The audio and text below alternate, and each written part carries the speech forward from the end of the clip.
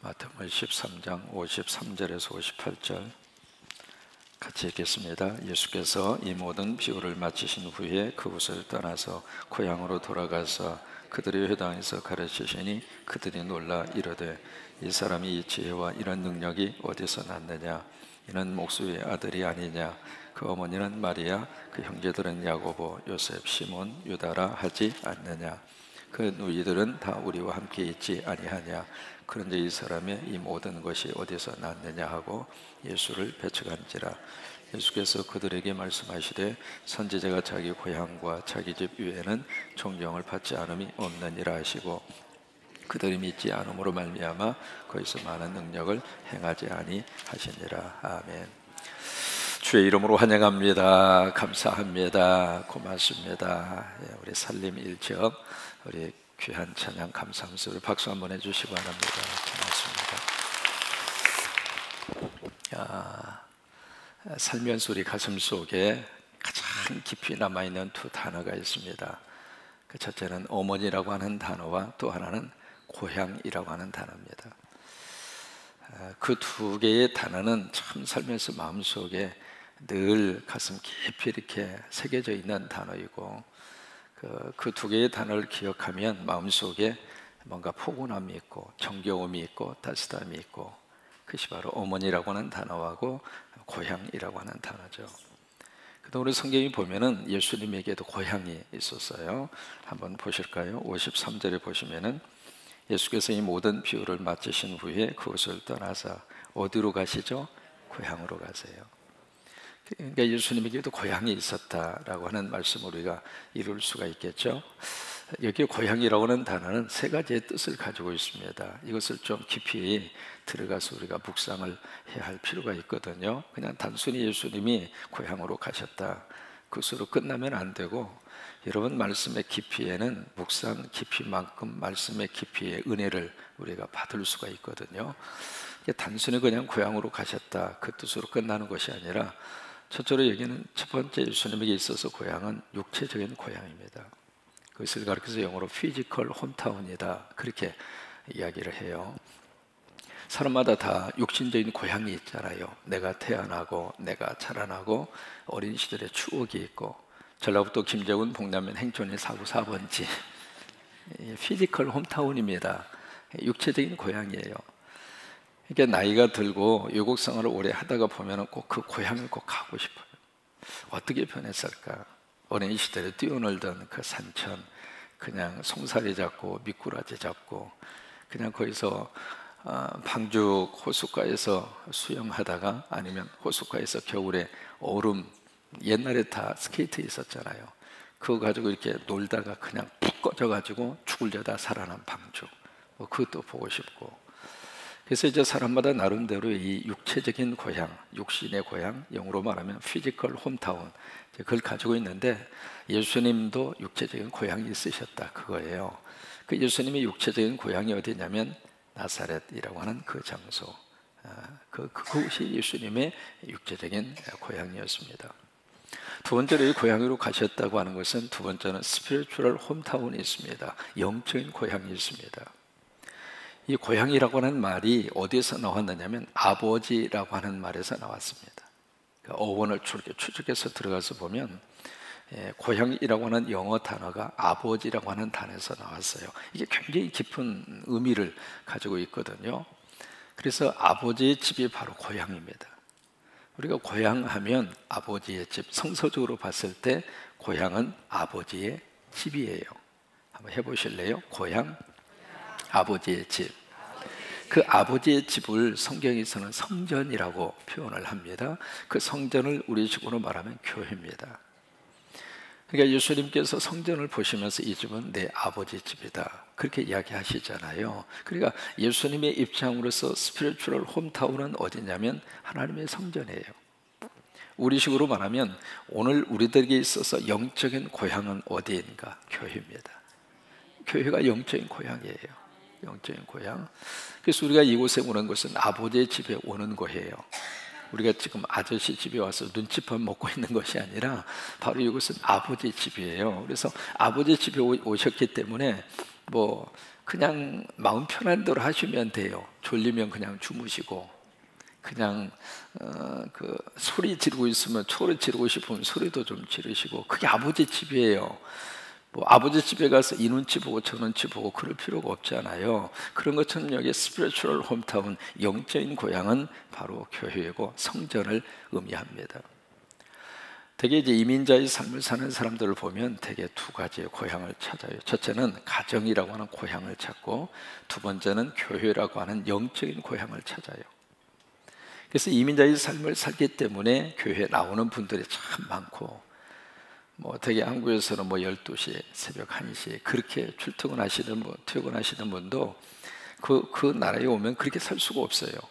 딱 끝나고 나면은 집으로, 가정으로 그렇게 돌아오는 분들이 참 많거든요. 그런 것처럼 여기 예수님이 고향으로 가셨다, 그 말씀 속에는 영적인 고향, 성전과 그리고 교회로 가셨다, 그것을 말하고 있습니다. 그 다음에 세 번째로, 이게 참 중요한 건데, 고향으로 가셨다고 하는 것은 예수님이 나를 고향 삼아서 오셨다고 하는 거예요. 이것이 참 영적인 깊은 의미라고 볼 수 있는데요, 단순히 육신적인 고향으로 가시고 영적인 고향으로 가시고 그것으로 끝난 것이 아니라, 예수님이 고향으로 가셨다고 하는 이야기는 예수님이 나를 예수님의 고향으로 삼고 싶어서 오셨다, 그 말이에요. 그래서 우리가 어디에서 발견할 수 있느냐면 고린도전서 3장 16절입니다. 그래서 예수님이 그렇게 말씀을 하시거든요. 너희는 너희가 하나님의 성전인 것과, 그 말씀을 하시고 있거든요. 하나님의 영이 너희 안에 거하시는 줄을 알지 못하느냐.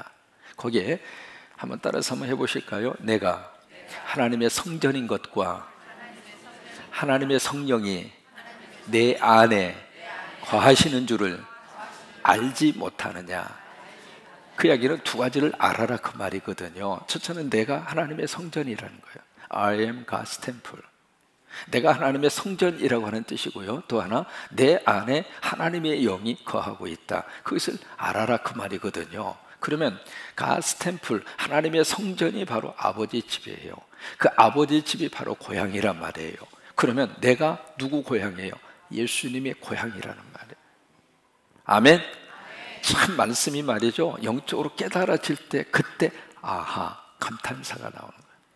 말씀을 읽으면서 아하, 이 아하가 좀 터져야 행복한 거예요. 그렇지 않으면 말씀이 그냥 문자적으로밖에는 해석이 되지가 않잖아요. 문자적인 의미의 해석이라고 하는 것은 기본적인 해석이에요. 그것으로 끝나면 안 됩니다. 말씀 속에는 영적인 하나님의 역사가 있습니다. 성령의 역사가 있습니다. 그래서 하나님의 말씀은 하나님의 영으로, 하나님의 감동으로 말씀을 주셨기 때문에 성령을 통해서 주시는 말씀의 깊이가 내 속에 깨달아질 때 그때 내 가슴에 울림이 있는 거예요. 그러니까 예수님이 고향으로 오셨다고 하는 이야기는, 아, 주님이 나를 고향 삼아 오시고 싶어 하는구나. 내가 예수님을 영접한다는 이야기는 내가 바로 예수님의 고향이 되는 거예요. 그러니까 예수님은 이 땅에 우리 안에 고향을 삼고 싶어서 예수님이 하늘의 고향을 떠나서 이 땅에 오신 거예요. 나를 당신의 고향으로 삼고 싶어서. 그래서 예수님이 고향으로 오셨어요. 54절 보실까요? 그래서 고향으로 오셔서 그들의 회당에서 가르치시니 그들이 놀라 이르되 이 사람의 이 지혜와 이런 능력이 어디서 났느냐. 예수님의 그 말씀을 듣고 예수님의 설교를 듣고 은혜를 받았어요. 그리고 감동이 왔어요. 여러분, 이것처럼 큰 축복이 어디가 있습니까? 말씀이 들린다고 하는 것은 참 복이에요. 설교가 내 속에 들린다고 하는 것은 신앙생활을 행복하게 하는 기본적인 출발입니다. 아무리 유명한 강사가, 아무리 지식 있는 설교자가 설교를 한다 할지라도 그 설교가 내 속에 들리지 않으면 참 힘들어요. 그 예배 시간 자체가 고달퍼요. 뭐 30분 예배가 3시간처럼 느껴지기도 하고, 근데 그 설교가 은혜가 되고 설교가 내 말씀이 되고 설교가 쏙쏙 내 귀에 그냥 달콤하게 말씀으로 그냥 빨아들이는 은혜를 받으면 3시간도 3분처럼 지나가는 거예요. 같은 말씀이라 할지라도 은혜가 되고 감동이 되면 나에게 축복이 되거든요. 근데 여기 있는 분들이 예수님의 설교를 듣고 예수님의 말씀을 듣고 은혜를 받고 감동을 받았어요. 여기까지는 너무 좋아요. 근데 그 다음 구절에 가서 보시면 분위기가 완전히 달라지게 돼요. 55절, 이는 목수의 아들이 아니냐, 그 어머니는 마리아, 그 형제들은 야고보, 요셉, 시몬, 유다라 하지 않느냐. 분위기가 완전히 돌변했어요. 감동이 멋진 감동의 역사로 끝나지 아니하고 감동이 오히려 분위기를 싸늘하게 만드는 그런 분위기로 바꾸어지고 말았거든요. 56절, 그 너희들은 다 우리와 함께 있지 아니하냐, 그런데 이 사람이 모든 것이 어디서 났느냐 하고, 57절에 어떻게 해요? 예수를 어떻게 하죠? 배척했어요. 그러니까 예수님은 지금 나를 고향 삼아서 예수님이 오셨는데 그 예수님을 배척한 거죠. 예수 그리스도를 거부한 거예요. 그러면 왜 그 사람들이 예수님을 배척했을까? 58절에서 그 이유를 설명하고 있습니다. 58절, 그들이 믿지 않음으로 말미암아. 그러니까 여기 예수님을 배척한 이유는, 예수님을 거부한 이유는 예수님을 안 믿으니까 그런 거예요. 예수님을 내가 받아들이지 않으니까 예수님을 배척한 결과가 되고 말았던 거예요. 그러면 여기 있는 사람들은 왜 예수님을 배척했을까? 두 가지 이유 때문에 그렇습니다. 첫째는 너무 잘 안다는 거예요. 그렇죠. 육신적으로 동네 사람들 너무 잘 알잖아요. 어린 시절도 알고, 어머니도 알고, 아버지가 목수 출신이었고, 그 다음에 그의 형제들도 잘 알고, 잘 안다고 하는 그 지식이 예수 그리스도를 거부하는 근거가 됐어요. 우리가 잘 아는 것은 참 필요합니다. 그러나 잘 아는 것이 교만으로 가면 그것이 예수 그리스도를 배척하는 결과로 나오는 거예요. 2007년으로 기억합니다. 6월 28일로 기억을 하는데, 캄보디아 PMT라고 하는 항공사 소속 비행기가 거기에 한국인 관광객 13명을 중심으로 해서 22명의 탑승객을 태우고 거기에 이제 그 캄보디아 공항으로 막 착륙하기 직전이었어요. 그래서 기장하고 비행기 기장하고 관제탑하고 서로 교신을 하잖아요. 교신을 하는데 이때 이 비행기의 고도가 400m를 날고 있었습니다. 그래서 관제탑에서 고도를 올려라. 왜냐하면 그 지점은 400m 고도로서는 안 되고 약간 1200에서 1300m 고도로 그 위에서 이렇게 날라서 그렇게 해서 이제 착륙을 시도를 해야 하는 그 지점인데, 비행기가 너무나 낮게 들어오니까 관제탑에서 올려라, 올라가라. 그러니까 기장이 하는 말이 걱정하지 말라. 내가 지금 여기에 한두 번 내리는 것이 아니라 눈 감고도 착륙할 수 있다. 그것이 기장하고 관제탑하고의 마지막 교신이었어요. 그러고 나서 불과 몇 초 후에 거기에 보코투라고 하는 산이 있습니다. 그 산 기슭에 정면으로 이 비행기가 충돌을 하고 22명 전원이 다 사망을 하는 사건이 일어났어요. 안다고 하는 게 안다는 건 내가 이 지역에 대해서는 익숙하다고 하는 것이죠. 그것 때문에 결국 그런 참사를 맞게 하는 결과가 되고 말았습니다. 우리가 특별히 예수님에 대해서 안다고 하는 교만함이 예수 그리스도의 관계를 이상하게 파괴시킬 수 있는 가능성이 있습니다. 우리가 성경 말씀도 마찬가지입니다. 여러분, 우리가 말씀을 알고 있는 것이 어느 한 그 지식 차원으로 끝나면 안 됩니다. 여러분, 성경 말씀은 알면 알수록 사실은 더 깊이가 더 깊이 들어가요. 그러니까 벌써 이제 저 같은 경우도 76년도부터 말씀을 들고 그때부터 지금까지 목회의 삶을 걸어오잖아요. 말씀의 깊이가 무궁무진해요. 그러니까 예수 그리스도를 안다고 하는 피상적인 지식이 결국 예수님을 배척하는 결과가 됐어요. 그 다음에 두 번째, 왜 이들이 예수 그리스도를 배척을 했을까? 예수님이 가지고 계시는 의무적인 조건, 그것만 본 거예요. 그래서 이 사람이 바로 누구의 아들이고, 이 사람이 어떤 가족의 배경을 가지고 있고, 이 사람이 어떤 학문적인 배경을 가지고 있다, 그 외부적인 조건이죠. 외모죠. 그것만 알고 있는 거예요. 그래서 예수님을 배척한 거예요. 여러분, 동부의 보스턴이라고 하는 도시에 가시면 세계적으로 유명한 대학, 하버드 대학이 있습니다. 그 하버드 대학 들어가는 정문에 글씨 하나가 새겨져 있어요. 성경에 쓰여져 있습니다. 로마서 2장의 말씀인데 외모로 사람을 취하지 말라. 하버드 대학 들어가는 정문에 새겨져 있는 글씨예요.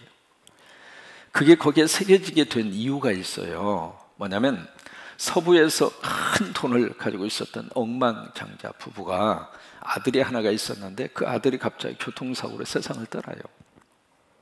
그래서 이 부부가 너무 낙심하고 절망하고 그 아들 하나밖에 없는데 그 아들이 세상을 죽어 떠났으니까 그래서 너무 고통과 슬픔 속에 있는데 어느 날 그 아버지에게 그 아들이 나타나요. 나타나서 하는 말이 아버지 나와 같은 자녀들을 키워주세요.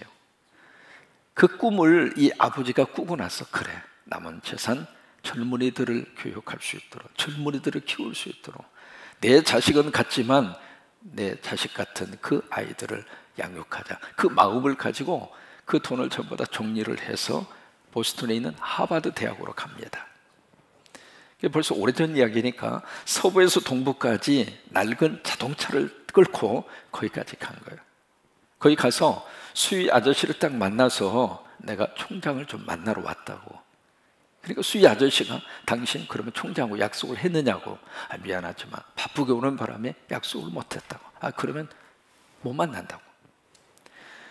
이렇게 생김새를 보니까 나이 들은 시골에서 올라온 할아버지 할머니 차림새 자체가 별로 그렇게 마음에 들지 않았던 거죠. 그리고 서부에서 동부까지 운전을 하고 오는 바람에 그 몰골 자체가 별로 이렇게 인상적이지가 않았어요. 그래서 이 수위 아저씨는 이 시골 할아버지 할머니가 총장한테 뭔가 얻어먹을 게 있어서 뭔가 부탁할 게 있어서 아니면 자기 자녀 입학 좀 시켜달라고 청탁하기 위해서 온 걸로 착각하고 이 수위 아저씨가 거절한 거예요.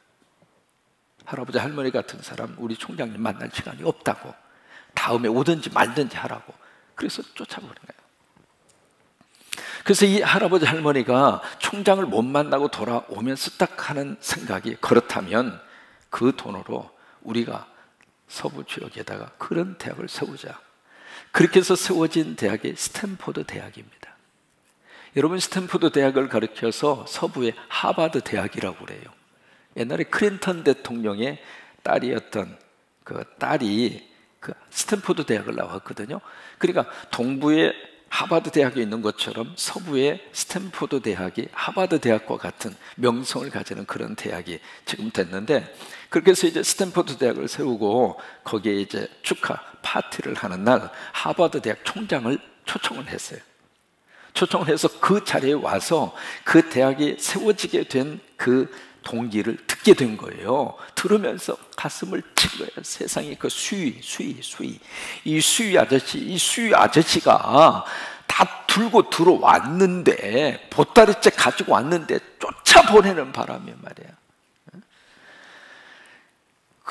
그래서 이제 그 돈이 이쪽으로 가게 됐고 결국 놓치게 됐다고 하는 것을 알고 앞으로 다시는 그런 일이 있어서는 안 되겠다 싶어가지고 하버드 대학 정문에다가 외모로 사람을 취하지 말라 써붙이고 한번 해보세요. 외모로 사람을 취하지 말라. 그래서 다시는 이런 일이 있으면 안 되겠다 싶어가지고 대학 정문에다가 외모로 사람을 취하지 말라 그렇게 써붙인 거예요. 여러분 우리가 여기 동네 사람들이 예수님을 외모로 보고 배척한 것처럼 우리도 그럴 수 있는 가능성이 참 많아요. 특히 교회에서 말이죠. 야고보 사도가 그런 말씀을 하시고 있잖아요. 뭔가 좀 있어 보이는 사람, 뭔가 좀 이렇게 잘나 보이는 사람, 뭔가 이렇게 귀티가 나는 사람 그냥 가서 어서 오십시오. 그냥 이 자리에 앉으세요. 그리고 안내를 친절하게 해주고 그렇지 않고 좀 몰골 자체가 유형적으로 봤을 때 좀 없어 보이고 꾀대대하게 보이고 그러면 그냥 본 척도 안 하고 그렇게 하지 말라 그러시잖아요. 오늘 이게 예수님을 그들의 배척을 해요. 왜요? 믿음이 없기 때문에. 왜 믿음이 없었을까? 그들이 알고 있다고 생각한 거예요. 그것으로 예수님을 판다는 거예요. 또 하나, 왜 그들이 예수님을 믿지 않았을까? 예수님의 외모 때문에, 유형적인 조건 때문에. 그래서 결국 나를 고향 삼아서 오신 예수님을 배척해서 결국 내가 예수 그리스도의 타향이 되고 만 거예요. 여러분, 예수님 모시고 살면 내가 예수님의 고향입니다. 예수님의 고향. 그러나 예수님을 배척하고 예수님을 멀리하면 나는 예수님의 타향이 돼요. 내가 예수님의 고향이 될까? 아니면 예수님의 타향이 될까? 내 믿음의 선택에 달려 있어요.